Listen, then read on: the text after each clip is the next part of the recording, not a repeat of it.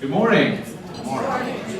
I'm so excited. We've got a great crowd here today. It's one of the bigger crowds we've seen in the last few months. So, how exciting to have everybody here this morning. I hope you're excited to be here.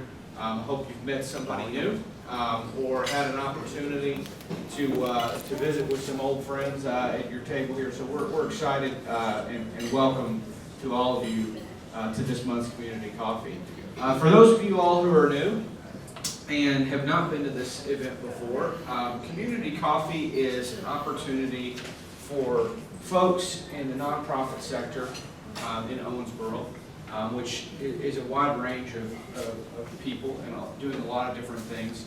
An opportunity for them to get together in fellowship, to learn a little bit from one another, to network, and hopefully to share the message that they bring from their organization to other people and get the word out about what they do to help this community. So that's what the purpose of this event is, and it has been something that I know a lot of us look forward to every month. So welcome if it's your first time here, and for those of you all who are returning, we really appreciate the fact that you take a little bit of time out of your month to come be a part of this event. So thank you very much.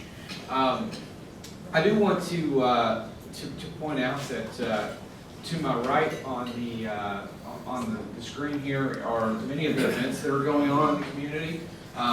Those are sent over to our friends at Audubon for display here, but they can also be sent to your inbox if you are interested in learning more about all of the things that are happening in Owensboro related to the nonprofit community. All you have to do is sign up for the Logsdon Community Nonprofit News email, which there's a sign-up sheet on your table, and they will send out emails fairly regularly about all the different events and happenings that are going on, fundraisers, all of those kinds of activities. Now those are not only about activities that are going on in the community, but also about activities that are happening here at the Logsdon Center.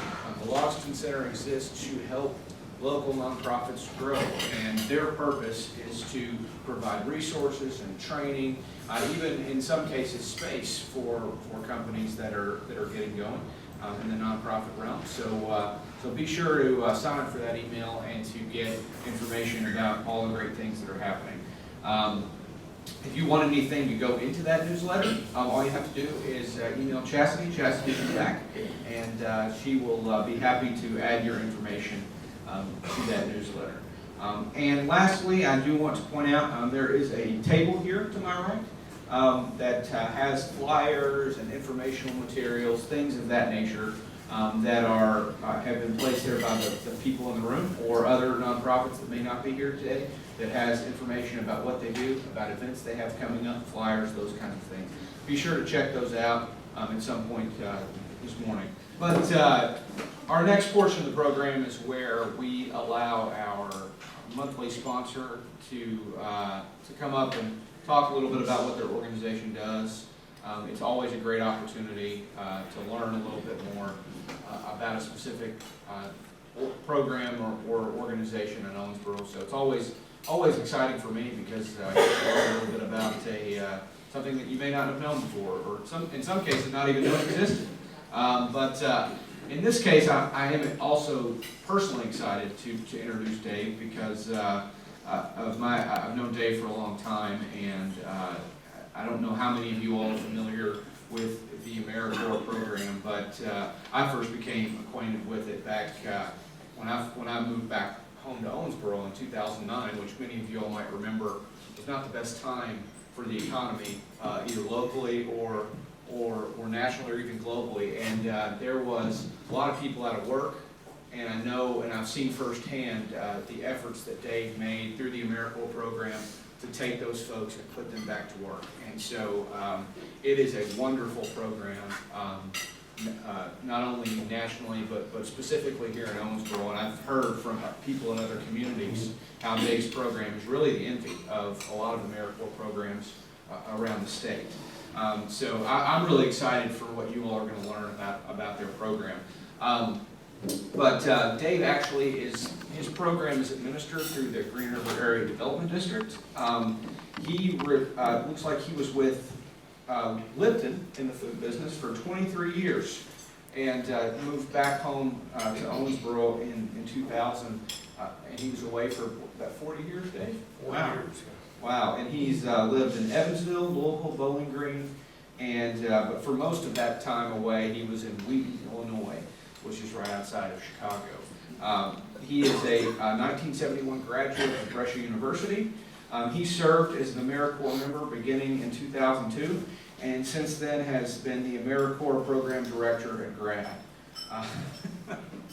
Dave failed miserably at being a single parent for over 10 years. His 4 daughters seem to be thriving in spite of it. I can attest to that. So everyone, please welcome Dave Clark.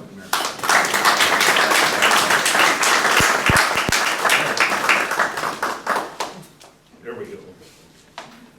Good morning. Good morning. I had to bribe some of my Americorps members to join me this morning. I'm not sure they would have been here on their own initiative. But if you're associated with Americorps, raise your hand so everybody can see who you are over here. And I told them this morning that if they came, they would learn something about me that they didn't know before. So I've got to take just a moment here to do a little. Which way are we going here?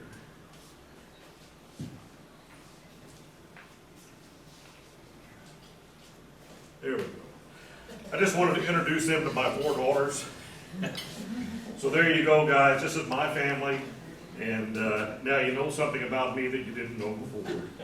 So that's just that much on the personal side there. I'm arguing it, Dave. Yeah, find something else, Dave. Americorps. Not everybody is familiar with it. It's a federally funded program, a national program of community service.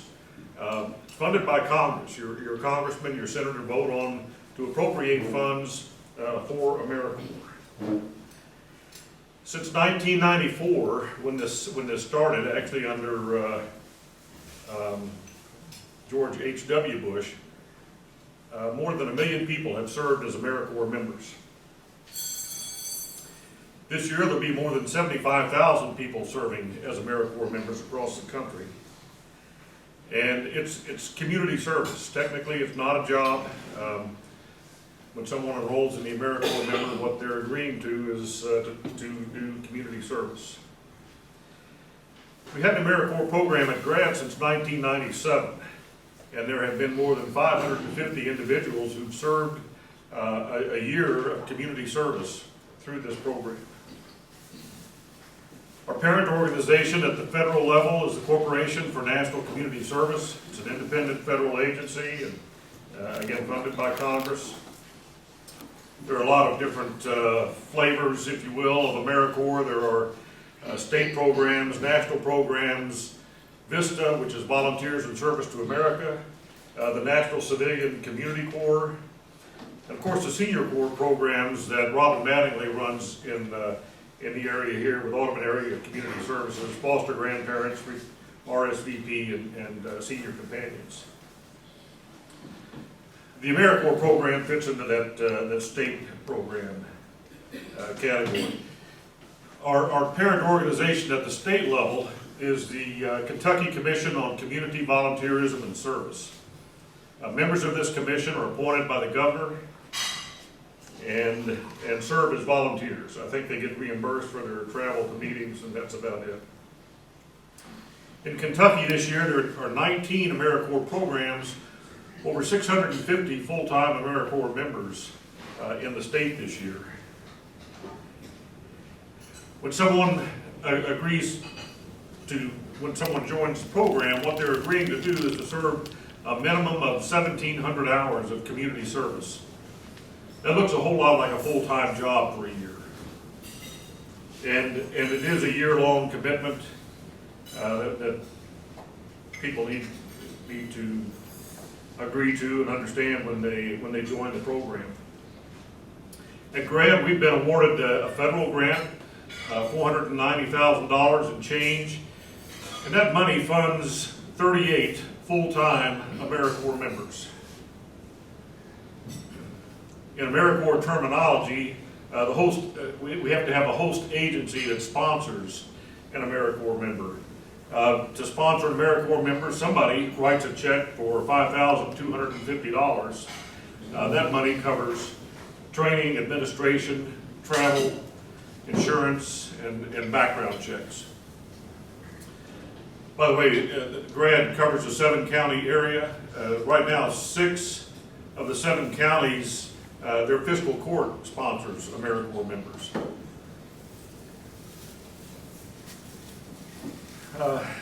Again, Americorps terminology, service site, that's where the members are assigned to serve. We can work with nonprofits, faith-based organizations, or public agencies. So those, anybody in business for a profit, we cannot place an Americorps member with them. Service sites do a number of things. They create their own service description for the Americorps member. So they decide at their site what their Americorps member is going to do. They assist with recruitment and selection. They get to interview and select who they want to have as their Americorps member. They provide the daily supervision, they pay travel if it's required, do performance evaluations a couple of times a year, and the staff at GRAD goes out a couple of times a year and monitors each site to make sure they're following all the Americorps rules and guidelines. So what's involved in being an Americorps member? Well, a person has to have a high school diploma or GED, or be working on a GED. They need to be a U.S. citizen, U.S. national, or legal resident alien. They have to be legal to work in the country and have the proper documentation. You have to have reliable transportation to be able to get to your service site and back. It doesn't matter to me whether that's a car, a bus, roller skates. You know, as long as it's reliable and you can get there. We do criminal background checks on all of our members. We do a sexual predator check. We do a check through the administrative office of the courts in the state of Kentucky. And because we work with a vulnerable population, seniors, we do a fingerprint FBI check on all of our members. We have a drug-free workplace policy, and what everybody has in common who does this is a willingness to serve. Our program is also, again, in Americorps terminology, we are an encore program. That means we have a goal of having 50% of our members or more age 55 or older. So that leaves plenty of room for people who are under 55, but we do specifically target people who are 55 or older for the program. Again, members make an obligation to serve a minimum of 1,700 hours.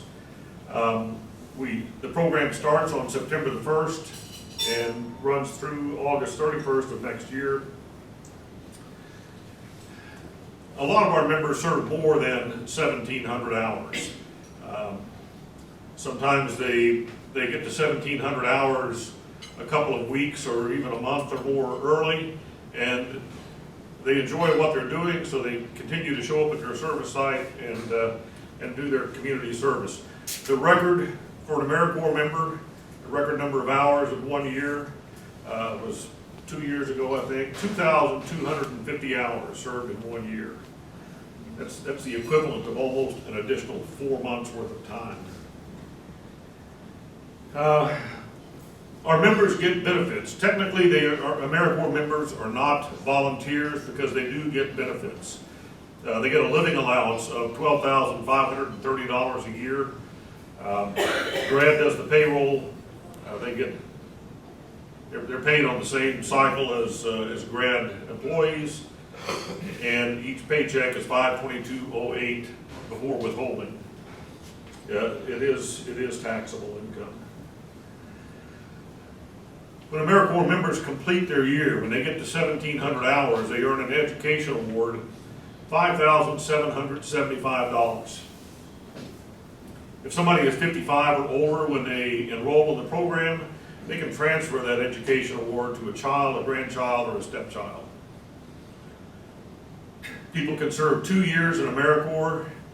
You can get, what was that, $11,500 and some dollars towards either tuition, paying on student loans, or school supplies. If it's used for school supplies, it's actually pretty flexible. We provide basic health insurance to our members who are not already covered and not eligible for Medicaid. And the program pays that cost. That comes out of that $5,250. For people who qualify, there's a child care benefit. It's based on total family income. Usually a single parent whose only income is Americorps would qualify for this. So if you look at the total benefit package of a living allowance, education award, health insurance, the Americorps members' total benefit package is about $21,000 a year. For a lot of our members, this is not the worst job they've ever had. Really, it's not a job. If you divide that $21,000 by 1,700 hours, it's $12.35 an hour. Other benefits that Americorps members get: pride and fulfillment in serving their community, belong to a national program. It gives them a unique experience. Are you guys having a unique experience? I certainly did. And for the rest of your life, you're going to be an Americorps alum. The mail that shows up at your house and in your email will never end, I promise you. Members can serve 2 terms. The second term depends on eligibility. You have to complete the first term. You have to do 1,700 hours the first year. You have to get an acceptable performance review from your supervisor. But if you do the time and you're getting along, a high percentage, I want to say about 80% of our members who complete a first year stay to do a second year of Americorps. About 95% of the Americorps members' time is spent at their service site. But we have some program activities that we expect all of our Americorps members to participate in. Enrollment and orientation. We start the program on September 1st. We hope to have 38 people ready to start. We'll have 2 days of paperwork and just getting people a chance to do some training and just becoming hopefully a little bonding time for the members there. That would be September 1st and 2nd this year. We expect all of our members to participate in the Senior Day Out at the Mall event this year. That's September 22nd. This year, all of our members, it's a provision of our grant. They have to take community emergency response team training. That's 8 to 10 weeks. Classes put on by local emergency management agencies. And it's usually 1 evening a week, 2.5 to 3 hours. And I would encourage anybody to look into that. The Americorps launch. Americorps does this every year. It's a statewide event. It includes a swearing-in ceremony. There's some training. There's some pep rally kind of stuff that goes on. Usually this is done in Frankfurt. The swearing-in ceremony is on the Capitol steps. For the first time since 2002, it will be held here in Owensboro this year, where both Americorps members and Senior Corps members will be gathering at the convention center, and you'll probably see a bunch of us around town for a couple of days there. But expect over 650 people in Owensboro for that event for a couple of days. We ask all of our members to participate in a service project. That's a food drive geared to seniors. It used to be called Stop Senior Hunger. I think the name of that has changed now. It just not in my brain right this second. Martin Luther King Jr. Day of Service. Americorps calls that a day on, not a day off. It is a national holiday. Most of our service sites are closed, and so we get our Americorps members together for a day of training and and bonding and good time. We have a volunteer appreciation event in April during National Volunteer Week at GRAD, Americorps, and there are other programs there that just wouldn't exist without volunteers. And so we have a volunteer appreciation event. We give out some awards and just generally let people know how much we appreciate what they do and what they contribute. And finally, the final event of the year is a celebration of service, a kind of a year-end wrap-up. We get people together and give them a chance to talk about what they've done all year. People cry, it gets mushy, it's terrible.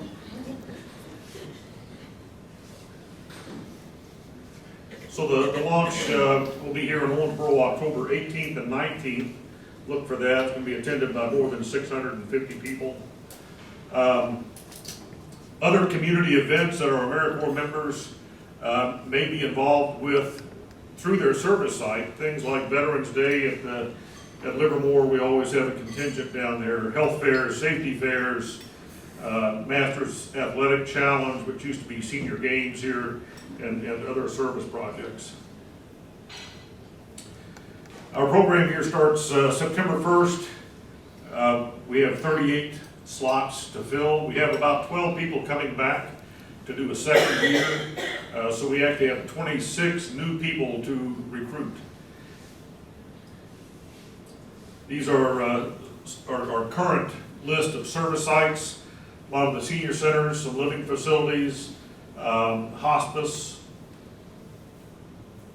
You can see the list there. We do partner with some disaster preparedness agencies because seniors are more vulnerable to the effects of disaster than the average person.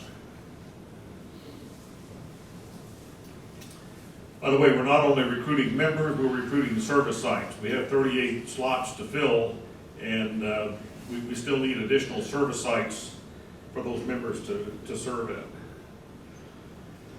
Our Americorps members are male, female, all colors, creeds, ages.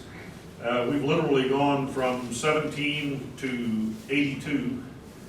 A wide range of education levels. We have people who are still working on their GED. We've had people apply for the program who have a PhD, and a lot of people in between. We've successfully placed people who have both physical and or mental disabilities, and when we make the right match, it can work out very well. Some people have a wealth of experience and bring a lot of knowledge with them. For some people, it may be their first job out of high school. They don't know how to answer a phone. The service sites tend to utilize the skills and the talents that the Americorps member brings with them. If somebody brings a lot of experience and knowledge, they'll use that.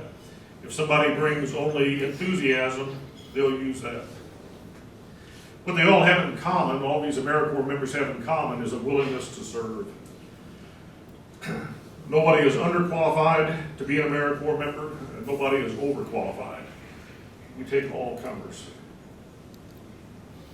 It's important for us to choose the right member, and a one-year commitment is critical because one of the Americorps rules, one of the ways we're different from a job is if somebody enrolls in the program and then quits for any reason, we don't get to replace them.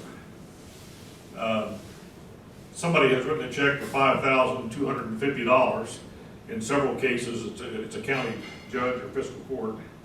And I've got to go, somebody quits, I have to go tell that person, hey, you've spent your money and your person is gone. And that's not a happy time. Americorps addresses community problems. And I want to tell you a little bit about the problem we address here in this area. Kentucky ranks 50th. There are 49 states ahead of us in the number of Medicare recipients who are hospitalized each year. We rank last in that particular statistic. We have the highest percentage of Medicare recipients hospitalized. In Kentucky, it's 33.9%. The national average is right at 30%. The average cost of a hospital stay is over $11,000, 5.2 days. And our Americorps members at their service sites regularly reach about 6,000 Medicare recipients. And what do we do to prevent hospitalization? Research shows that there are two things that make a difference. One is socialization, the other is improved nutrition. So what do our Americorps members do at their service sites? They engage in activities like friendly visits, transportation, a wide range of activities, disaster preparedness information and training, and a lot of support services. For improved nutrition, they engage in meal delivery, congregate meals, community garden projects, food pantry operations, and we all participate in a senior-focused food drive. The goal is to reduce the hospitalization rate to 29% among the group that we serve. The results, that would result in savings to Medicare of $3.3 million a year. And this is the math, reducing it from 33.9 down to 29%. Fewer hospitalizations, time the average hospitalization cost, right at $3.3 million a year. We've been tracking this information we're in our third year now, tracking the information. We actually do surveys among the target audience that we serve, and we've been able to document savings in the first 2 years of over $6 million. Savings to Medicare, savings to taxpayers. Thank you. Are there any questions? Yes. You included health benefits as part of the package, but for those that properly receive Medicaid, does that knock them out of Medicaid, showing that they didn't have insurance, or will they don't get that part if they have Medicaid? If you're eligible for Medicaid, that's preferable to the insurance that Americorps provides. Okay. There's actually an Americorps created insurance that's provided to members, and we actually screen our applicants. If they're not covered, we screen them for Medicaid first. If they're eligible for Medicaid, that's we make sure they get signed up for that. If they're not eligible for Medicaid, we provide the insurance. Okay, I have one more question. I know someone that was born with a disability, and but they are allowed to work, and they are looking for something else to do, and this would be just kind of right up their alley, I believe, because they really do want to work and can work. But they receive, a disability check, that they live in income-based housing. Would this interfere with that, or would this help you? So we look at this as income and, change all of that for them? A great question. Different agencies look at the Americorps living allowance differently. And it's really up to each agency that you deal with. When you fill out their paperwork and put down and you get an Americorps stipend or living allowance, they have their own rules on how they look at that. But specifically, if someone is on Social Security disability and they have a maximum amount that they can earn, and if they go over that, that changes something that they don't want changed. We can adjust the Americorps living allowance to keep them below that threshold. We have to know what that is. But in the instances that we've done that in the past, it's really a pretty minor adjustment. But we can keep people below the threshold by just not paying them some small part of the living allowance. Oh, by the way, I brought some applications with me this morning if anybody wants to take one. Yes. How do you go about matching up the applicant with the service site? Great question. One of the parts of the application is, pull it out here. well, don't have it on that. We list all of the,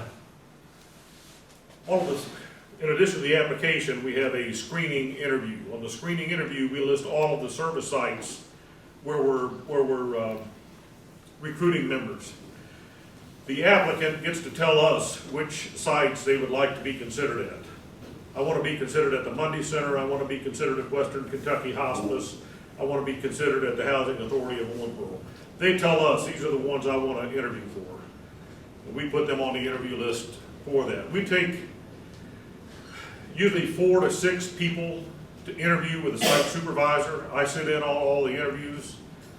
Month of August, I'll probably do more than 100 interviews. But the site supervisor gets to look, interview several people and select who they want to be their member. If we take 6 people, they don't find the right person or somebody they want to select, we'll take more. She had her hand up. Okay. My question is, you said your year runs September through August. Can someone start mid-year, or do they have to start in September? In our particular program, we only have full-time positions. There are other Americorps programs that have half-time, quarter-time, different slices, different time periods that people serve. September 1st is the earliest date that we can start someone in the program.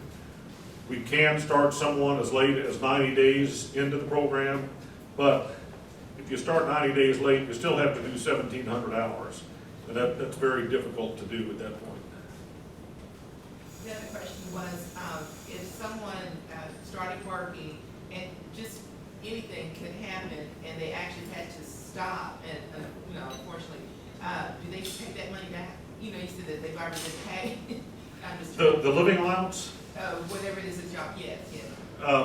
No, whatever part of the living allowance someone earns, that's not going to be paid back. The $5,250 that the host agency pays, if someone quits within the first 3 months, they'll get a prorated part of that back. After 3 months, there will be no refunds. Every year, we have to reapply for the grant for Americorps, every year. And one thing we have to report on every year is what is our retention rate.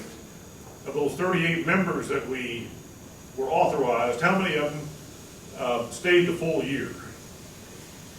Statewide in Kentucky, that number is about 70%. About 70% of that 650 total stay for the full year. In my program for the last 10 years, we've been more than 90%. I don't let people quit. One way I do that is make sure they understand what they're getting into on the front end. You're signing up for a year, and they will hear that from me at least 5 times. Are you going to stay with us for a full year? Are you going to do 1,700 hours? Are you going to quit? Are you planning on taking a job? This is not for everybody. If somebody has a mortgage and a truck payment and 2 kids, please go find a job. This is not going to be a good fit for you. We happen to be a particularly good fit for people who've been out of the workforce for whatever reason and looking for a way to get restarted. This is an excellent way to get your foot back on the bottom rung of the ladder and start your climb again. Anybody else? Thank you very much. Thank you.